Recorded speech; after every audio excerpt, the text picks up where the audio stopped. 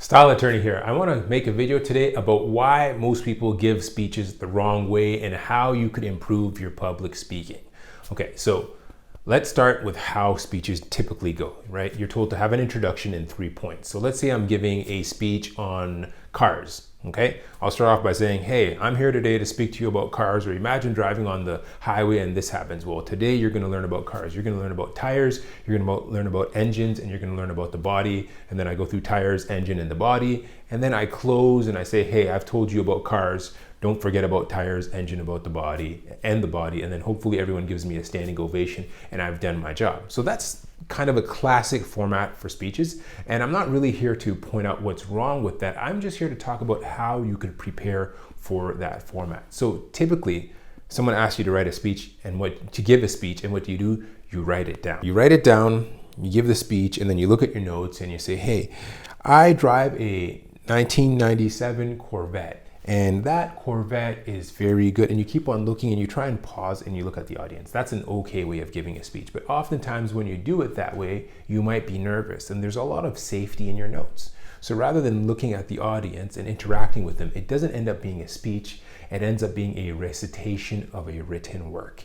And that's fine, but it lacks the emotion. Right? There's ethos, pathos, and there's logos. And when you give a speech like that, it really is devoid of pathos. That is the emotion, and the ethos, the credibility, because you're not giving a speech. You're simply showing the world that you're literate.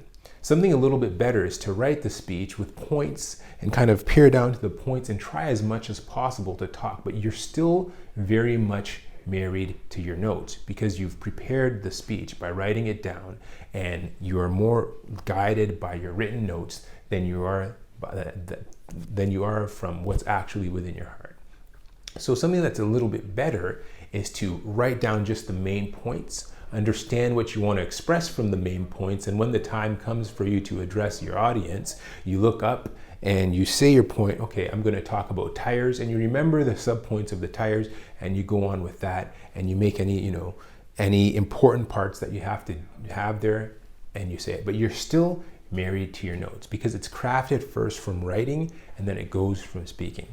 So then there's the speech where you give entirely without any notes, right? Kind of like what I'm doing here. You're kind of doing impromptu. And there's two styles of this. There's the genuine, real impromptu where you haven't even prepared a speech and you're just talking from the heart. Think someone winning an Oscar, right? Some people prepare their speeches, but some people don't expect that they're going to win the Oscar that night. And they just kind of like to thank mom, thank God, thank my producer, my director, my stylist, and they go on and they just rattle everything on. And while those speeches aren't well prepared and they're not written down, they tend to be very effective because they are full of the emotion.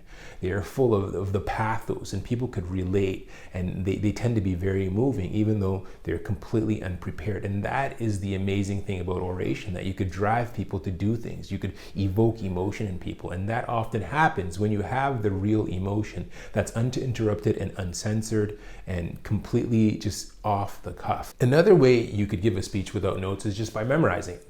So some people will memorize their speeches, but again, you have the same effect that you would have if you'd written it down, because you're just saying something from rote, right? So it's like reciting a psalm or reciting a poem. In Flanders fields the poppies blow between the crosses. It's just kind of boring and it's devoid of emotion because it's something that you've memorized. So how do you get away from that type of boring, unemotional speech writing? This is something that I learned quite recently. So I've been doing jury trials for more than a decade. And very recently, last year, I had a jury trial and I wanted it to go really, really well. And I realized that, hey, I gave this jury trial almost completely without notes, except for the part that I read that I had written down.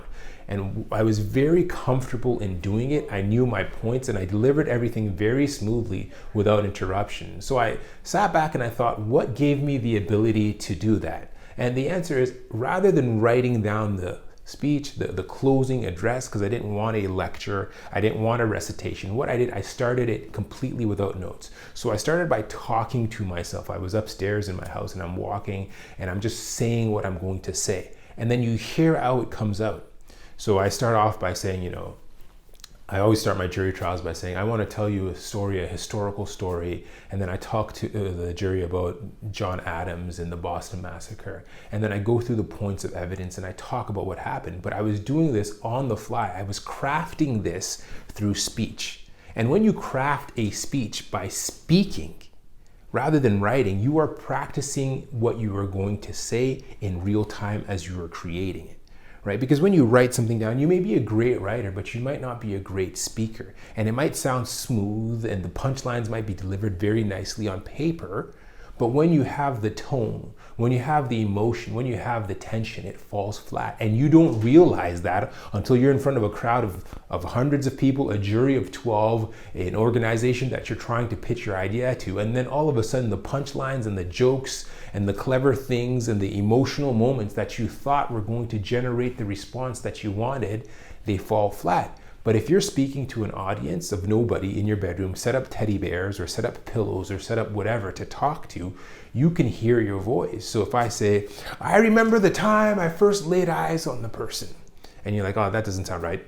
I remember the time, right? You could practice different inflections, you could practice different ways of delivering it. And then when it comes to the time to actually give the speech, you know the emotion you're trying to communicate because you've rehearsed that emotion. You know the points you're trying to communicate. So the speech is not so much about saying the right words, but it's about communicating the right ideas and the right emotions. So I could say that again. So the speech isn't about using the magic words or saying the same thing over and over. It's about having your audience respond to you. I've just said the same thing in two different ways, right? Because the idea is I want people to respond to what I'm saying. So whether you say emotion or reaction or response, what you're trying to say is me speaking is to get you to act a certain way. And really that is what oration is about. It's not about saying the right words. It's about communicating the right idea and generating the right response. So